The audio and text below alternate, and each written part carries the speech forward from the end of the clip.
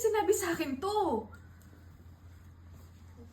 Kasi anak, may tiyan na ako sa'yo. Lagi na kami nakaasa sa'yo. Tayo na siguro eh. Bagay nails. Bagay nails. Pati yung isa. Pati yung isa. Yung point finger. Pa naman? Pa, kapatid ko si Maui, hindi siya ibang tao. Pa, sa venue nga ng reunion, may pambayad tayo, di ba? Sana man lang inuna natin si Maui.